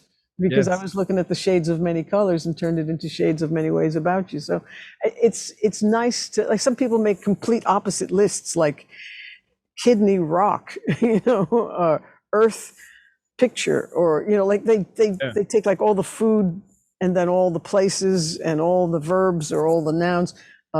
Susan G. Wooldridge does word bags with like a whole bag of nouns, a whole bag of adjectives, a whole bag of, you know, whatever she needs, and then just pulls things out randomly to just make sentences and just see what happens. And the same thing happened with a title. I was playing with big magnets on my friend's fridge, all those word magnets, and I saw all these bunches of stupid little magnets, and I thought, where's a big magnet? I don't know, for some reason my brain wanted a big word. So I saw the word shadow. I said, where's another big magnet? No, big magnet. Oh, language. Shadow language. Oh my God. So then I put out an album called Shadow Language, you know? And one of my writer friends said, you're not going to tell your students that it came from that stupid magnetic word game on the fridge, are you? I said, yes, I am. Yeah. Because people think that all these other artists that we love are superhuman and we're just mere mortals, and we're never going to aspire to that kind of level of creativity. And we really all do it the same way. Yeah. You know, they're just more famous for it, or they got, you know, published, or, you know, a big hit record from it or whatever. But the idea came the same way. It was a dumb thing with a bunch of words that they were playing with, or they're walking down the street like John Lennon walking in Bermuda, and he sees a sign that says double fantasy, and he goes, there's a good title, you know. So it's all around us. Absolutely. And like you were saying, like to be aware of the fact that you can turn it on and turn it off, that's brilliant. 100%. 100%. And Yeah, it's such a privileged thing to be able to do as well, you know? I think that that's something that I don't have many regrets in life, but, like, to be able to understand that you can write what you're feeling or what you're seeing, and it doesn't have to be a song, you can just write about it, and that's it's nice. it's so powerful and it's so important to do. Just like taking time for yourself, like we were saying earlier. Yeah, Just, because you're honoring your feelings and what you're thinking. And when you get it out of your head, it gives you a little space to do some new thinking. absolutely right. Yeah, Yeah, 100%. yeah. And working it as a creative process like that you do on a regular basis just feels healthy, you know? It just feels like you're alive and you're, oh, I know. When I heard you say that it was so good for you, it made me think that, you know, what people don't realize is they get stumped by what can I write that the world needs to hear, or what is the message I'm trying to bring to the world, or what is it that I'm trying to say. Sometimes those questions are too big. But if you start with what you already know and what you're already feeling, somebody is feeling that someplace. As Yeah, long as you're connecting to what you're doing, someone else will connect with it. You don't have to worry about that part. You just have to put your whole self into something, you know? that's it. I remember Jack Conte, the guy who is in a band called Pamplemousse, who also started Patreon, or he's currently the CEO of Patreon. Uh, Wow. he said, if you work on the most niche thing ever, let's say it's collecting, I don't know, buttons that are only purple, and that was your like if it was the most niche thing that you could possibly imagine, Right? 2 million people ready for it. Yeah. That's an actual statistic, you know. That's And fantastic. you know, I think what you're saying there is so valuable. Don't write for everyone, write for you, and it can change someone's life. You know, it's a whole different a whole different way of looking at it, and it's so important, and it's so true. Everything that's great in the world was a problem solved or something somebody felt that they expressed, you know. And it's just the coolest thing in the world, you know. Yeah, that's really lovely. Well, what haven't we said? Is there anything that you wanted to say or plug? Well, I've got one question for you that kind of popped up when we were talking about writing, but we're Mm. obviously moving into a new field at the moment with regards to artificial intelligence. Um, and part of me is extremely excited about it. Part of me is obviously terrified. Uh, where are you sat? You've gone through several different mediums of technology through the span of your creative life. Hmm. There'll be many more to come, of course, but we're obviously on the precipice of something really massive. How are you? Hmm. I haven't tried it myself with anything yet, but being in terms of loving gear and technology, I'm excited about it. I don't know what people are going to do with it. I like how I write and do things right now, so I don't see any reason to change it necessarily. But I guess when people start saying we're not going to be able to tell the difference between if that really was an old bootleg from so and so or if that's just computer generated, Mm, that is going to have people scrambling for rights and mm. ownership. I don't know how they're going to deal with all that, but I think the licensing side of things is going to get pretty intense. right, yeah. And I remember getting an email from my dad back in 2006 or 7, I guess it was, and Steve Jobs was introducing the very first iPhone. And I remember waking up that morning feeling all kind of like out of it and not looking forward to anything and not having anything on the schedule that day and just kind of dragging myself out of bed and watched. He read this video email and he said, "You've got to watch this video. It's long, but it's worth it." And I remember being so excited after seeing that I cried. Mm. So I keep relating it back to that. I just think something pretty cool is probably going to come with this. Yeah. And even though people are afraid of it, I'm sure there's going to be something about it I like eventually. But I haven't used it for anything. Have you? Yeah, I've tried out a couple different things with it. I had a heated debate with my brother about it because he's in and I wouldn't say it was heated, but it was definitely a bit of like back and forth on it. And you know, I said to him like it's a bit scary the thought that you could potentially train a large language model to write in a specific style. And Mm, we did a little exercise in his. This was back when GPT was still on like version 3, I think, and we said, let's write a song about heartbreak, just something very simple. And of course, it just spat out something a bit cheesy and a bit kind of thing. And I was like, ah, you see, this is ridiculous. And my brother was like, hang on. And he said, can you make it a bit more edgy? And then it next thing. And I said, could you make the verses more like how Phoebe Bridgers would look at lyrics? And then it changed the lyrics, still being edgy, but more like Phoebe Bridgers. And then it said, can you give us chords in, because it's me, it's like, can you give us chords in the style of Sting to accompany this? And it started to spit out these things. And then, like, I think what's fascinating is it's a tool, just like Yes. Auto-Tune, Melodyne, quantizing. Right. There's tools for a long time, and obviously Pro Tools was the death of all music, right? Like when it came, it's over, you know. And the airplane and the train and the car and the Exactly. telephone and the microwave and Exactly. So I think like part of me is super excited about it because I'm currently working on something at the moment where I'm training a large language model to learn how I write. So like giving a synopsis of a song and then writing the lyrics of it, explaining how it works. And then slowly but surely I've got to get through all 50 of these tunes. But like if I'm stuck, verse 2, line 2 is always the worst, right? It's like you get to that moment, you know how the verse is going to be paid off, you know how you're teeing it up, but there's just these 2 lines in the middle of that verse. It's a exactly. long songwriting session. And I was like, can you imagine just getting one word? What I would do for a word, I know. I get desperate for one word too.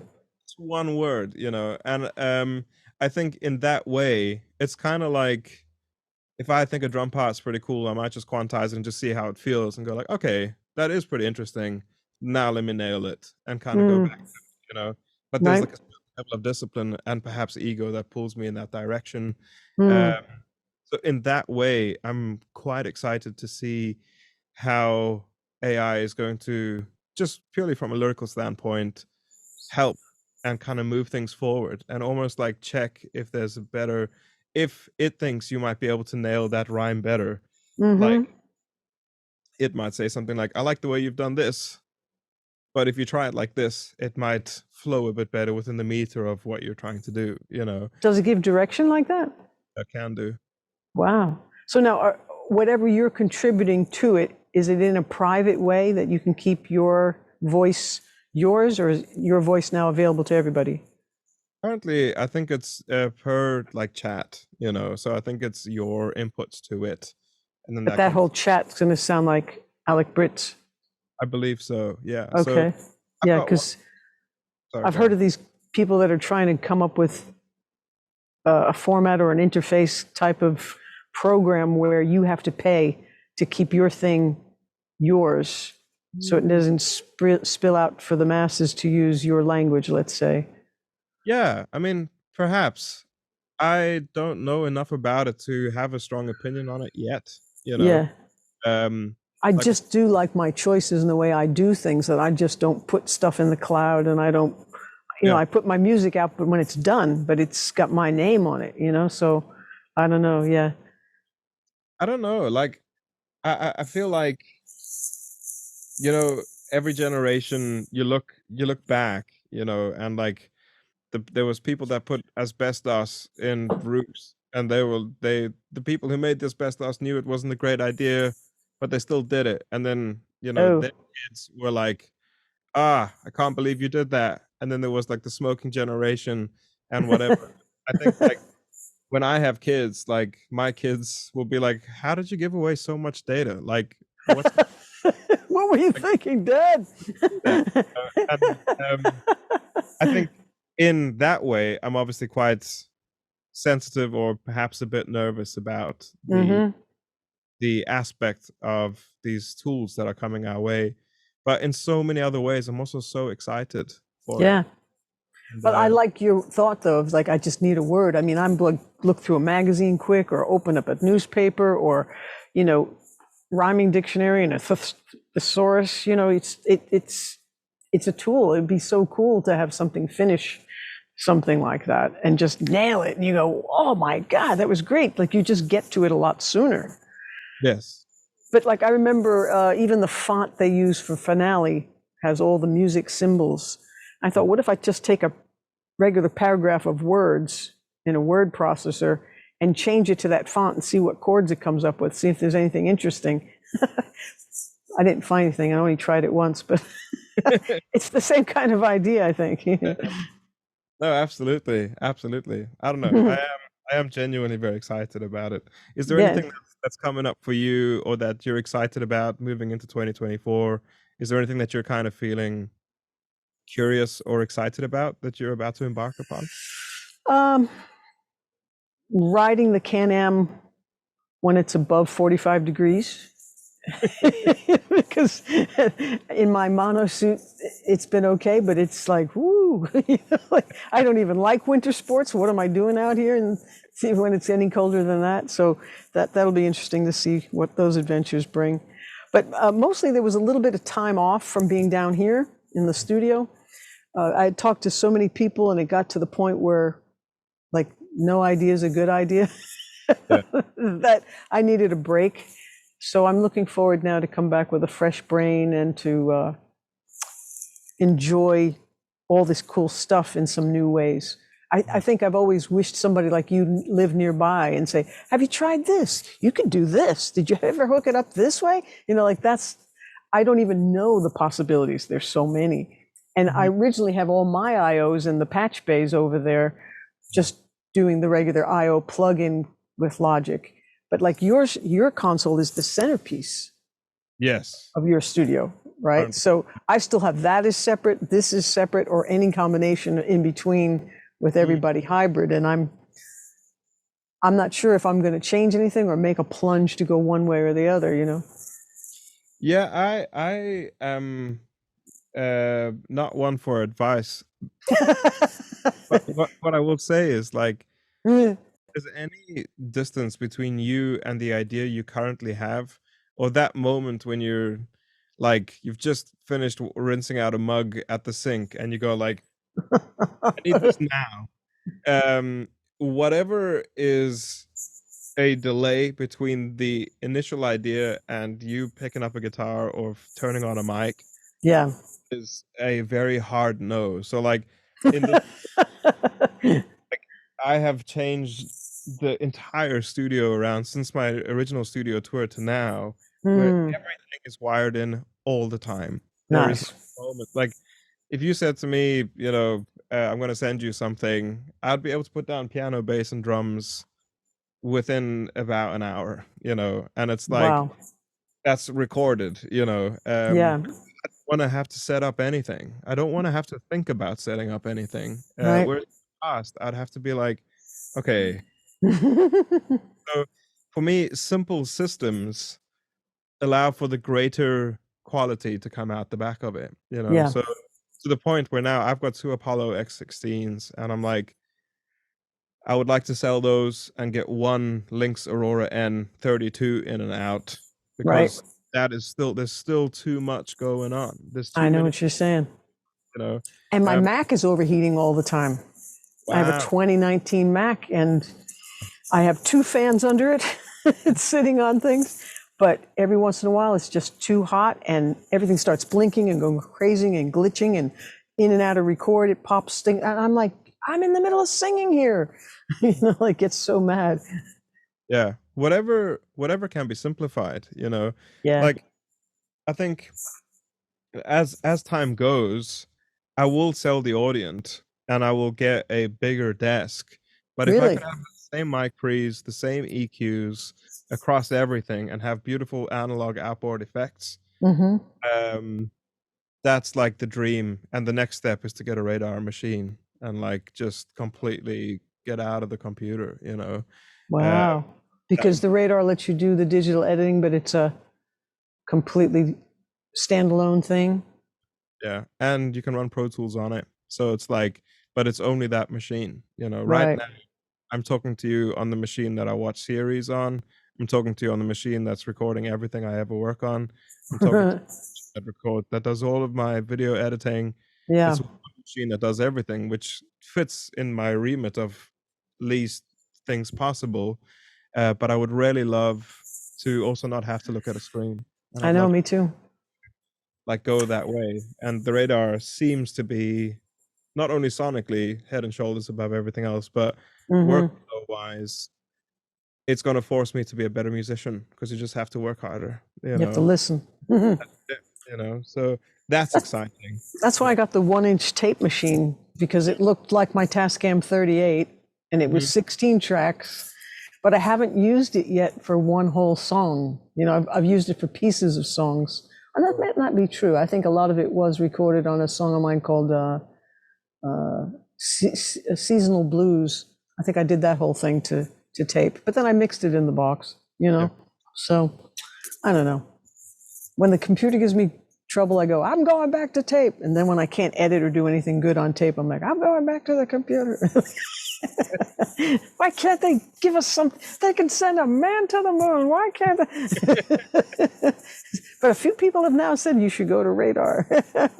Yeah. Well, I mean, obviously, for someone like you, your musicality and your abilities will allow that to happen in somewhat of an effortless fashion, I think. Like, I think it's not the right machine for a lot of people. I think Hmm. for a lot of people, the sound of their editing is as powerful as the sound of their playing, which is not a bad thing. It's just a different instrument, you know.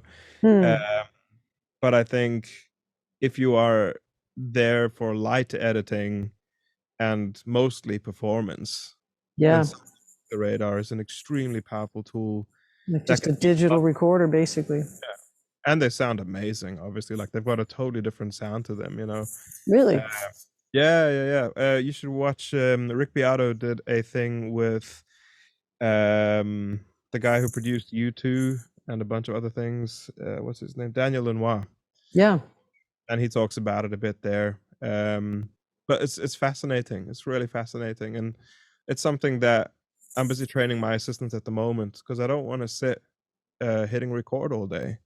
I want to be musically involved, and the performance Hmm. to record as many people at the same time as I possibly can to get Mm-hmm. as tight as possible, the best players to kick my ass every day. That's exciting. Yeah. That side of it makes everything better. Yeah. And anything that distracts from that is not worth it, you know? I So, know, and I've come to realize that throwing everything in a ton of patch bays doesn't make things any faster. It's just like you have to always set up what you're doing next. And just like a regular studio, there's take a break because we're going to redo and that doesn't make any sense. It's like it really should be how you would like to work. yes. And I guess maybe this year I'll find new ways that I like to work. Because in a lot of sense, unless I'm recording drums or a whole band, I don't even need the console. Mhm. You know, but I was missing it. And then I realized you're so fast in the box. What are you doing with a console? I think that it's such a delicate balance, man. Like for me, my first Apollo drives the console, and the outputs of the console are directly wired into the Apollo, and the inputs of my long faders are the first 16 outputs of the Apollo. So like Mm-hmm. everything is so integrated. I can record a drum kit in here with almost no patch bay Mm-hmm. activity except for the XLR going into into the console, and the rest all happens automatically. Um, and I think that like using the console's EQs during mixing is wonderful. Uh, Mm-hmm. But that's after maybe some corrective EQ in the box, no, no, I just just recording it beautifully and then just mixing it beautifully. Yeah. that's it, you know, small Nice. moves across both. And that's where the console wins for me, where I'm like, ah, okay, I can do both. Mm-hmm. But again, you know, I do think this particular console's days are numbered uh, until such a time that I could get like a 2448, like the API or the new Mm. gen. Nice. Wow. If I could have as little outboard gear as possible and a great sounding desk, I think it would be the best, you know. Like a lot of stuff built into the desk, Yeah. DSP stuff.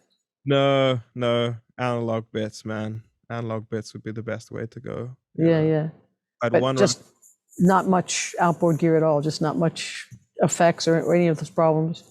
I wanna have the analog effects. Like I'd love to have some of the original Eventide units. I think they sound beautiful. Specifically, I Yeah, love 3000s. They sound great, and the Right.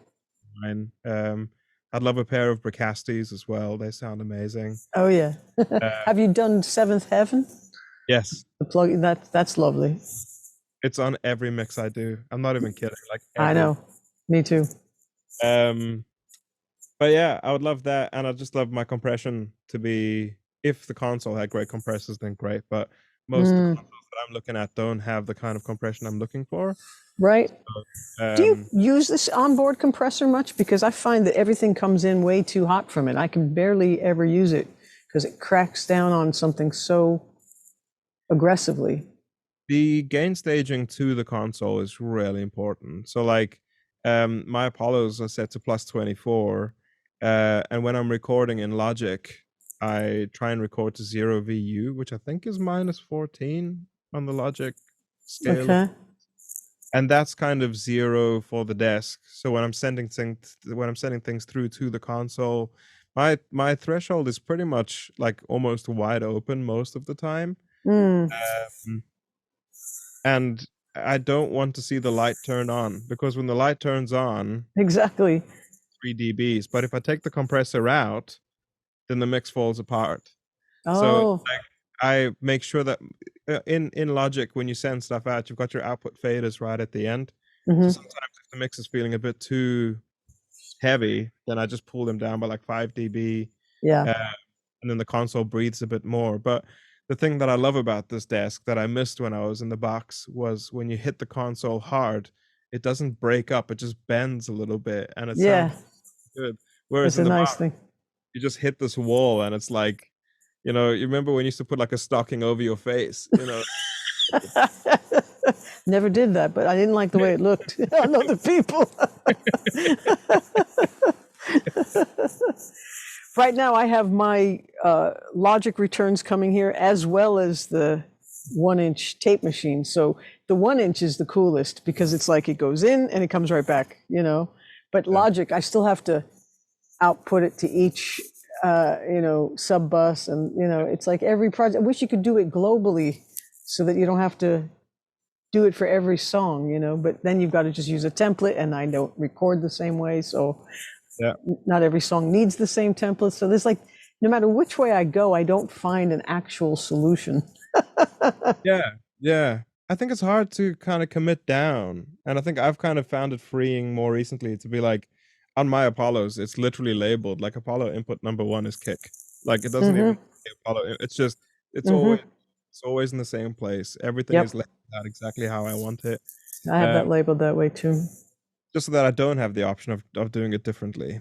But it's got the built-in console. So if the console isn't set up properly, then that's interfering. Mm. Or you forget that you have a plug-in on that's active. It's like I've got two consoles. Oh God! Why did I buy an Apollo? Because they had the best digital to audio converters at the time. You're like, oh. So, and Yeah. and then recently I made the mistake because I've had this computer offline for many many years. I made the mistake of unplugging my iLock, thinking it probably shouldn't be here. It should probably be over there. Mistake. Everything wants to go back out online and reinitialize, and everything is out of date. And I thought, well, you're just going to have to make peace with this. If you lose half your plugins because you've got all this old stuff, maybe it'll help simplify your life. Just do outboard gear. If you Yep. record everything with the right sound that you like, all you got to do is combine later. You don't have to Yeah. do anything with plugins. So I don't know. It's one of those. I I find myself using less and less plugins, man. Mhm. The best plugin you've got is the distance between you and the mic. So it's like you can just by not being, and it's because of the YouTube channel that I've had to learn that, because you can't EQ, you can't do anything. So it's all flat. You just gotta, Right. and it's been so freeing. Like, yeah, doing that and then using the console or outboard to do most of my EQing is all done on the outboard now. And Mm. look at a final mix of mine, there's every plugin is an effect as opposed to a correction tool. So Wow. So great. you know. I love it. Well, this has been really awesome and very generous of you, and I just appreciate you so much. I love your videos. I love your vibe. I love your music. I love your playing. I think you're a really great teacher too. So thank you for all those videos, and uh, thanks for all the cool work you do. And but thank you so much for doing this too. Of course, thank you so much for doing everything you do and inspiring many generations of great musicians. It's very appreciated. I And know it's I like look over 10,000 students by now. Right. It's amazing. It's God amazing. help me. I think you're an absolutely wonderful person, and the world is so much better for you being in it. So thank you. Thank you for That's being you. definitely true for you. Thank you so much, Alex. Amazing. I'll chat to you soon, Lauren. Ciao.